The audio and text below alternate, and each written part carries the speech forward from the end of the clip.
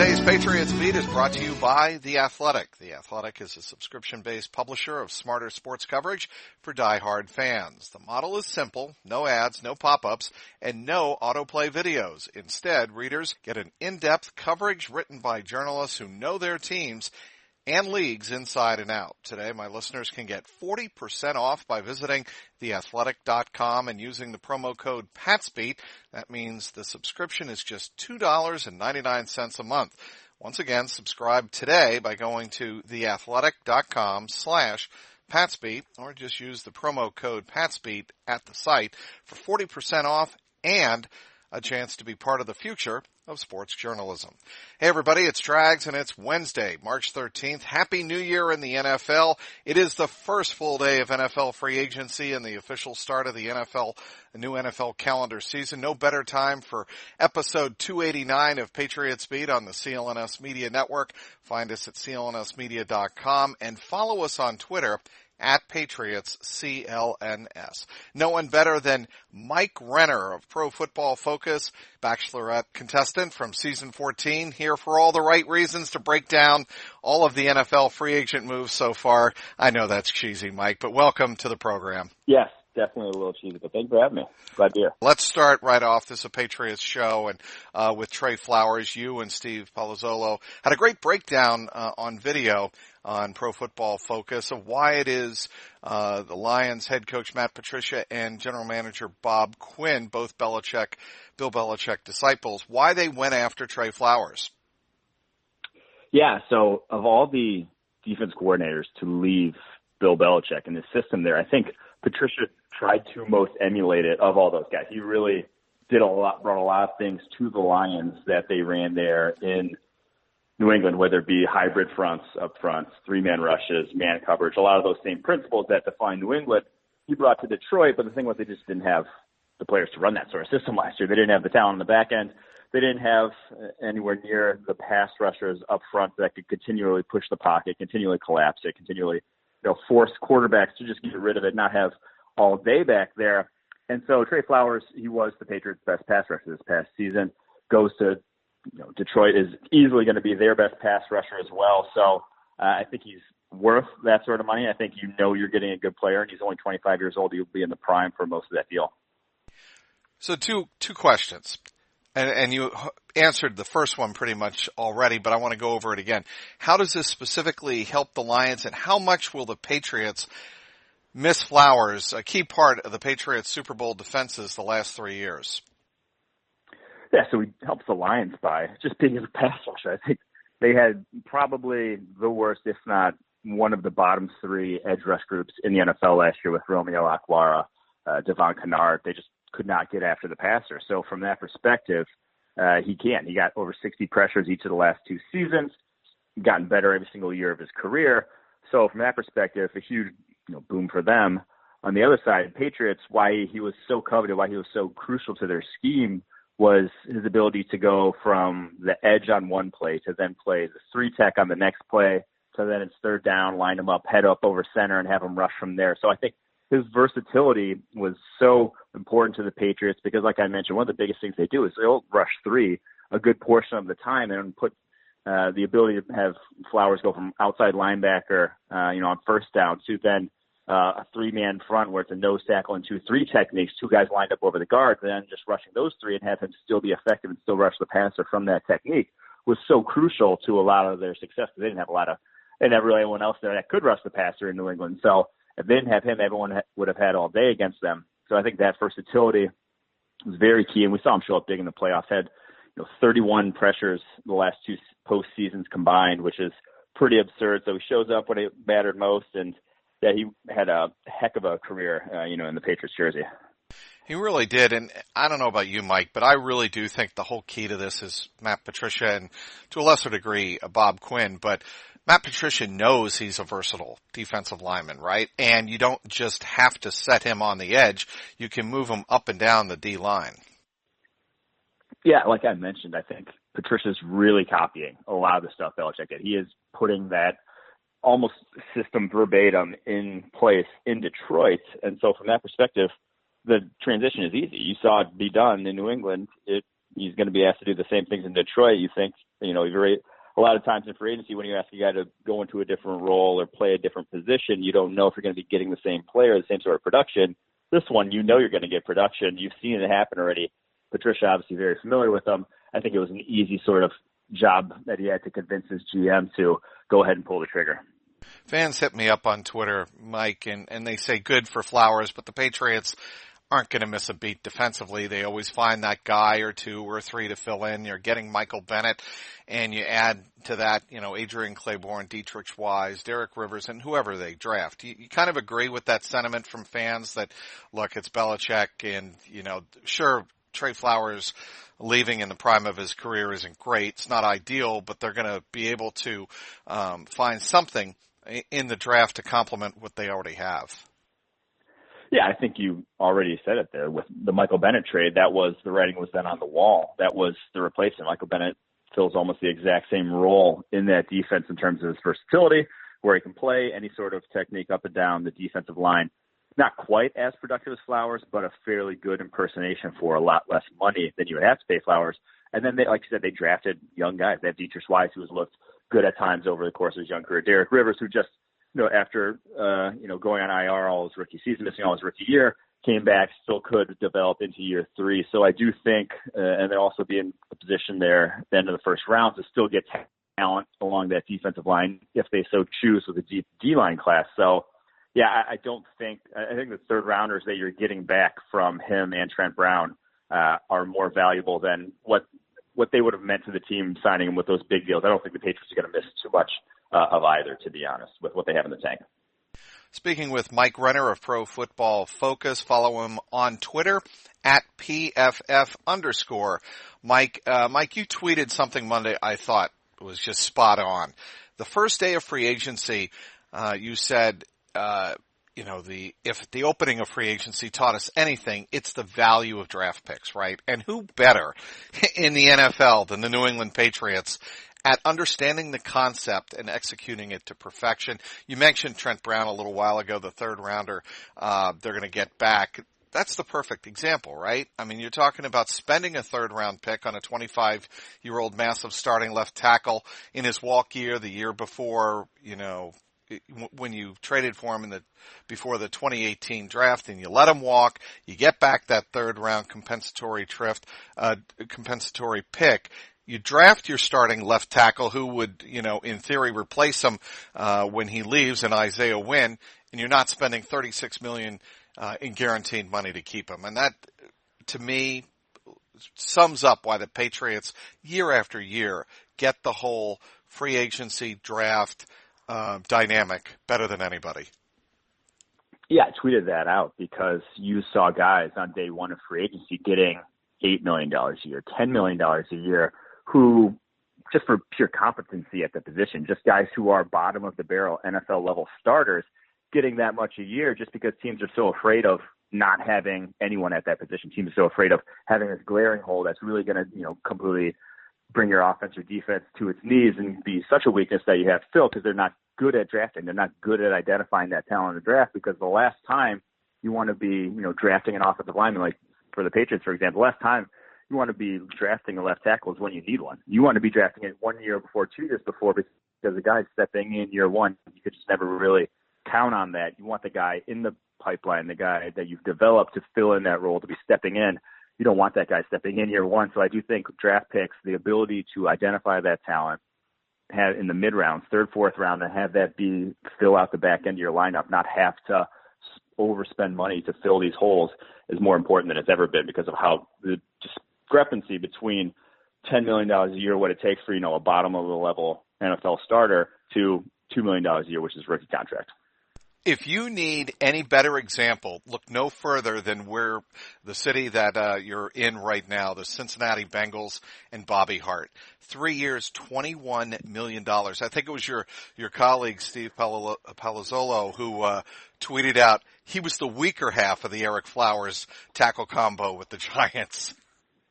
Yeah, it's not even a joke, and it's very true. And it's basically just because they could do worse at that position. And to be honest, at times they have done worse at that position, but he's a bottom 10 starter among tackles in the NFL right now. and he got $7 million a year just because it basically puts them in a position where they don't have to use their first-round pick on a tackle if they really don't want to. I mean, they probably still should because of how bad that O-line is, but they don't have to if they don't want to, and teams are paying that sort of premium just because we've seen how much Cole Miller, you look at the Raiders last year, that just derails your offense. Guys like that, you're starting rookie corners that aren't ready, it's going to derail your defense. So, like I said, the last time to be filling in need with draft pick is when it's absolutely necessary. You want to fill it the year before, 2 years before. Chatting up, Mike Renner of Pro Football Focus does just a tremendous job breaking down film at profootballfocus.com. Follow him on Twitter for priceless tweets, I think, at PFF_Mike. Mike, what should the Patriots be looking at with regard to backup quarterback behind Tom Brady? And I'm not really including Danny Etling because the people I've spoken to are pretty close around the organization figure, he could be a Brian Hoyer, terrific scout quarterback like he was at LSU. But I'm talking about maybe look at somebody like Daniel Jones if he's even available to the Patriots, late in the first round.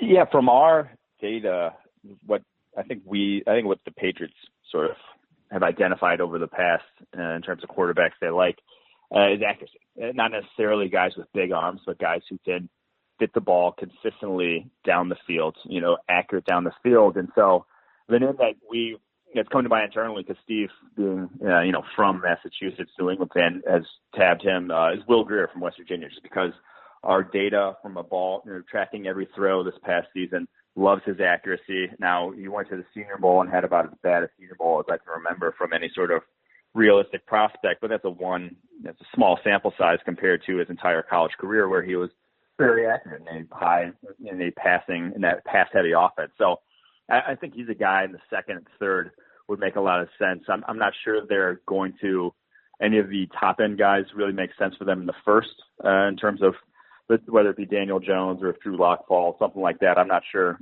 that the value would be there, but I think in the second or third round of this draft, there's guys with flaws that they could maybe see as their next Jimmy Garoppolo type developmental guy. As we record this, good for Cordero Patterson making the most of his time in New England, gets a ring, and then gets a 2-year deal from the Chicago Bears. I mean, that's, to me, Mike, that is an example of a guy getting a chance in New England to show his wares and show his value and then make the most of it. It's amazing to me, too, because the NFL has pretty much done all they could to torpedo Cordell Patterson's value on the open market. They've taken away kickoff returns almost wholesale over the past few years, and yet he still gets his returns, still gets his yardage off returns, still is a difference maker in that facet of the game, even though the NFL is doing all they can to try to make him not be one. That is actually very fascinating. Speaking with Mike Renner of Pro Football Focus, follow him on Twitter at PFF_Mike. Your thoughts on Nick Foles getting 4 years and $88 million and the theory, the cockamamie theory, I think, that you're paying the guy to be a ready-made leader in the Jaguars locker room. That's why you had to give him $22 million a year. I think that's, like you suggested, that's kind of ridiculous. I thought it was outlandish. I thought the guaranteed money was pretty absurd. I mean, this was a guy who, before he went to the Eagles, could have been had by any team in the NFL for pennies, realistically compared to what he's getting now. He's just been terribly inconsistent, even with the Eagles, even in probably the best offense, with most offensive talent he's had around him in the best offensive system for him. He has been incredibly inconsistent. He had a hot 3-game stretch and not even a great 3-game stretch. The game against the Falcons wasn't that special. A hot 2-game stretch, really, that won them the Super Bowl. Good for him, but 16 games, I don't see it being great. I don't foresee him being franchise quarterback level. Obviously, it's going to be a step up over Blake Bortles, but they're paying a lot for it. They're going to have to cut some of those other free agents that they've signed along the way to get this team where they are now. I just don't foresee this ending well for Jacksonville. Do you think they're doing that because they foresee Jalen Ramsey, taking off? I don't know why they're doing it. I do think Jalen Ramsey will not want to be there at the end of his contract. It's still a couple years away, but it's really a weird dynamic going on with Ever in that It locker is room. weird because I'm just trying to like search for reasons, you would, I mean, first of all, I guess if you've made the decision in evaluating talent that he is going to be our guy for 4 years and, we're very confident that he can transform whatever went wrong in that locker room, then I guess you invest the money and, on the surface, it's not a bad deal. It just seems like they have so many other holes. Yeah, I just don't think that one QB, obviously they had to go get a QB. With the way their roster is set up, there's not a big window. They basically mortgaged their future with all those free agent deals they signed. So they had to maximize their window at whatever the contract is a little absurd, but this is their window now. They're kind of stuck with it. They didn't have much better options. They probably should have, been drafting quarterbacks in the draft. They probably should have. Their biggest mistake was not giving up on Blake Bortles earlier than they did. But now that they're in the situation, there really wasn't much else they could do. And obviously, it's haggling over $4 or $5 million in terms of Foles' price tag, but this is what they were stuck with. So I could see this really was the only option, the only realistic avenue they had. We spoke about Cordero Patterson making the most of his chance. How about Trent Brown? And I know we mentioned this, a little while earlier in the pod, but Trent Brown getting the money he got from the Oakland Raiders and, Mike Mayock, the new GM in Oakland. I go back and forth on whether or not, Trent Brown had a breakout year or a lot of it was because Tom Brady's the best quarterback for an offensive lineman there is, and you have Dante Scarnecchia who can coach up anybody. How did you guys grade out Trent Brown this year? Yeah, I was going to say the best day of Brown's life was probably yesterday. The second best day of his life was the day he was traded from the 49ers to the New England Patriots because that did so much for his value because in terms of going from the right side in San Francisco, where you're just not going to get as much recognition as a right tackle in the NFL. You're not going to get as big of a payday to the left tackle in New England, probably the most high-profile tackle you can be in the NFL in terms of you pass blocking the blind side for Tom Brady. People are going to know your name. People are going to be watching every play. So just from a notoriety standpoint, it's just going to be way more. People are going to be way more in tune to his game. And he wasn't perfect by any means. He got a lot better down the stretch. It was, grade-wise, he was right around average for a tackle, but from what we've seen, tackles moving from one side to the other, they usually take a step back. He actually graded better at right tackle for the 49ers, so you're going to take a step back. But down the stretch in the playoffs, the fact that they made the playoffs was huge for him because he was lights out down in those 3 games there, and that was what made him. That's what got him this deal, even if it's only again a small sample size. He's not one of the top 10 tackles in the NFL. I don't think he's really close, but he's a good tackle, and so they paid the premium to get that guy. Like this goes back to what we talked about before. You have to trust that you can get those Trent Browns in the third, the Isaiah Wynns in the first. Hopefully he comes in and does the exact same thing because that is a lot of money that they paid him. And what about Isaiah Wynn, a couple of years ago at Georgia, coming out with Sony Michel? How did Isaiah Wynn impress on film to you guys, and what kind of left tackle is he going to make? Yeah, I loved Isaiah Wynn coming out. I'm not sure I would have kept him at tackle. I mean, I think he could have been a guard as well, but I'm not going to say he can't play tackle. He has the length for it and he has the feet for it. Just a little on the short side, sort of like Kelvin Beachum was for the Jets, and Steelers in years past, and he's still pretty good pass protector in his own right. So I don't think that's going to limit him whatsoever, but he had some dominant reps in the run game at Georgia, had some of the best feet in that class. I love last year's offensive lineman class. He was right there, not quite Quentin Nelson-like, just because he didn't have the highlight reel stuff, wasn't quite as dominant, but in terms of consistency, he was up there with the guy who went top 10. I just, to me, it amazes me how the Patriots continually restock and reload year after year and are able to take advantage of the NFL's other teams who aren't as prepared, it seems like, for this time of year. Do you agree with that? Yeah, I think a lot of teams have, I don't know how to best to put this, but a lot of teams have like cutoffs or targets or things that guys they won't pursue for some reason or another. The Patriots don't have that. They're just going to acquire talent by any means necessary, no matter what it is, and mold that then into their, mold their system around that guy or mold that into their system, they're going to make it work. Other teams will just take, talented players off their board, what have you, because, he doesn't fit my scheme, doesn't fit this, doesn't fit that, character concerns, whatever. Patriots don't really have that, and I think that's their biggest leg up on the rest of the NFL in terms of talent evaluation. They see talent and think, how can I make my scheme work for this talent? Whereas other teams see talent and think, how can I fit this talent into my scheme? I think that's the biggest difference. The Patriots leave no avenue unscathed in terms of player evaluation.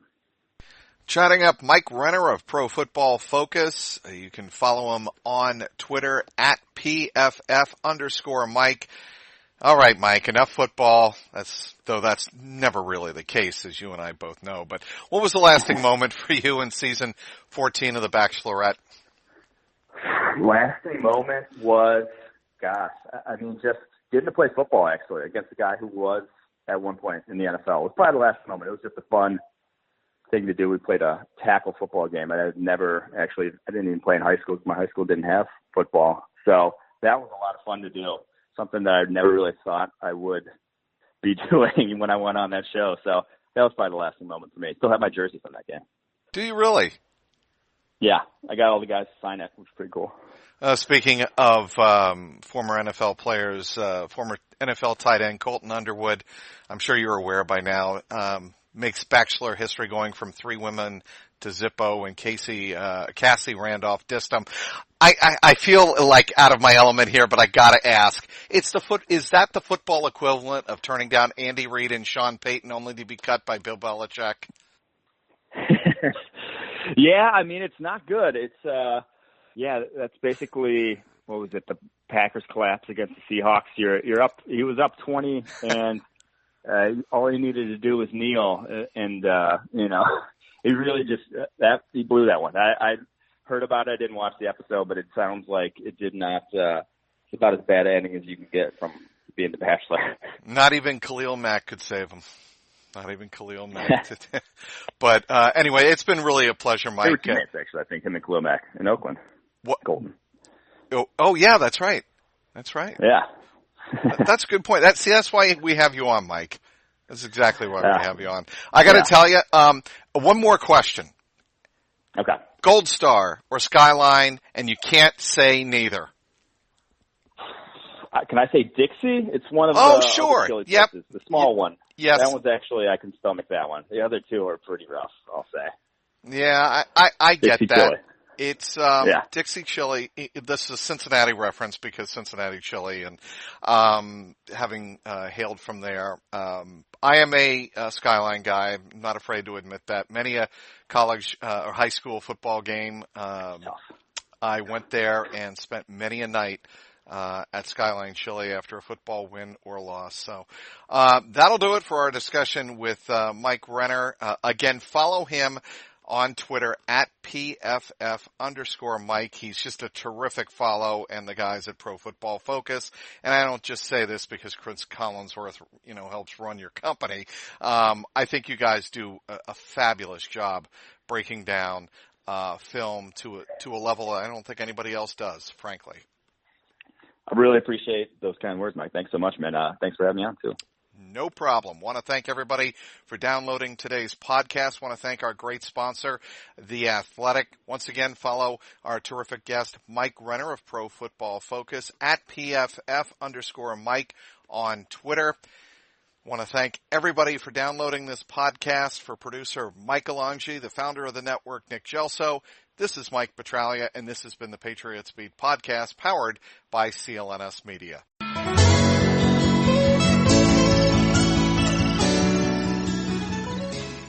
Hello, I'm Dan Lothian, host of the Behind the Media podcast on the CLNS Media Network. Along with Jimmy Young, we dive into the biggest media headlines each week with honest, informed, and sometimes irreverent perspectives. It's not all serious. We deliver information and entertainment. As we like to say on Behind the Media, we find the interesting in media so you don't have to go searching for it. Listen to our podcast and get prepped for the next trip to the water cooler. Subscribe to Behind the Media wherever you get your podcast, or find us on www.clnsmedia.com.